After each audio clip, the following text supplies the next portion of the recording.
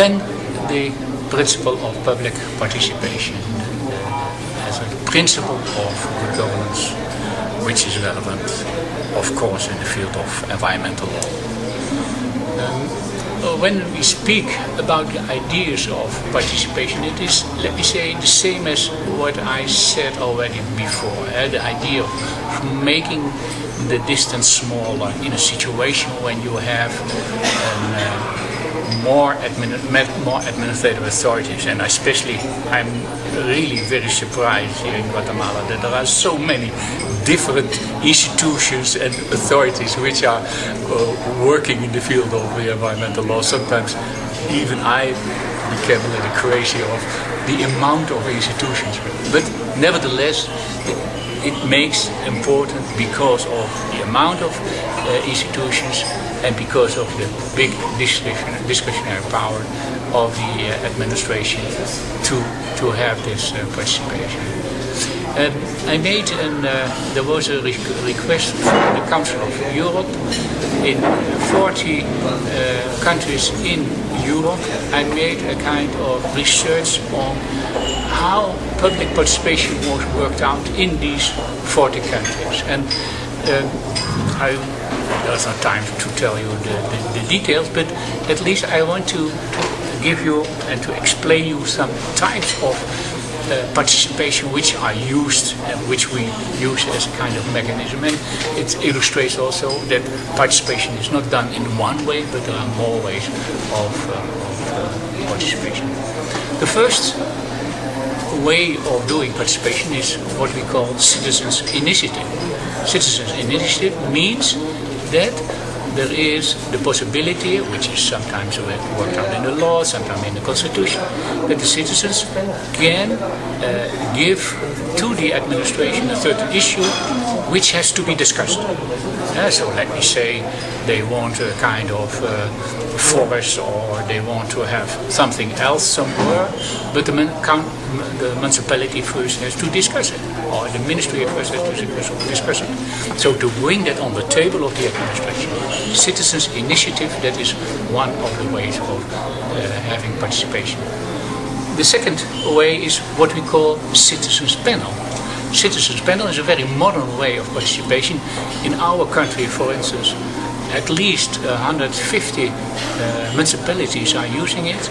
Citizens' panel means that they are making a group of people creating a group of people who have computers and have access to internet, so that when the administration want to get an idea of what the people think about the new activity, that they can send it. So they are using new techniques, information techniques. It's also called e-participation. They are using these people, this group of people, and that's mostly on municipality level, to get clear what they think about.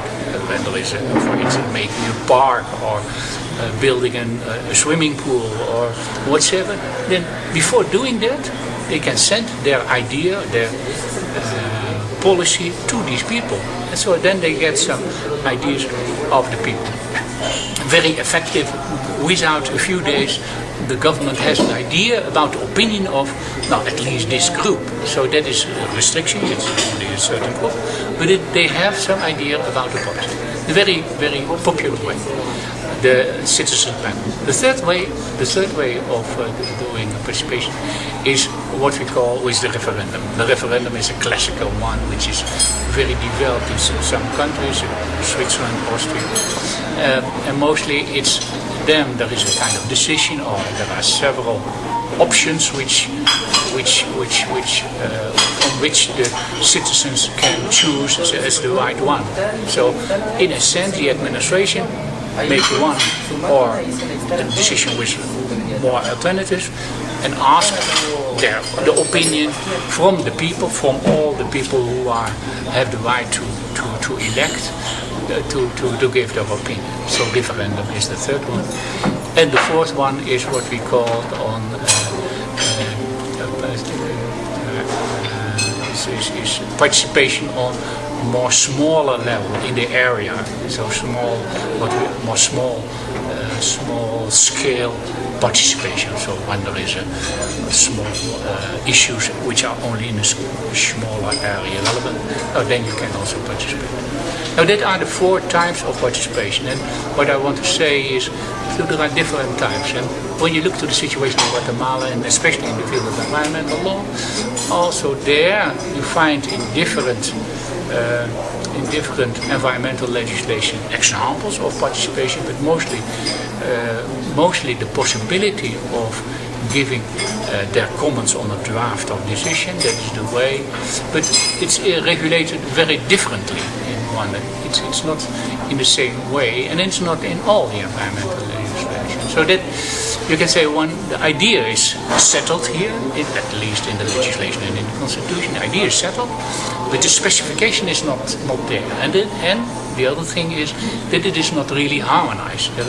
And perhaps it would be a good idea to have a kind of general environmental management act in which participation and perhaps also transparency is regulated, so that it's clear for all the issues in the field of environment there is transparency and there is participation.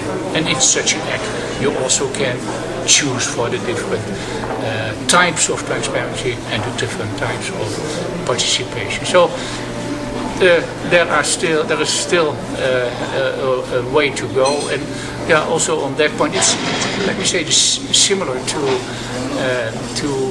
transparency. There are some ideas how it's functioning in practice. It would be worth to find it out and to research on that.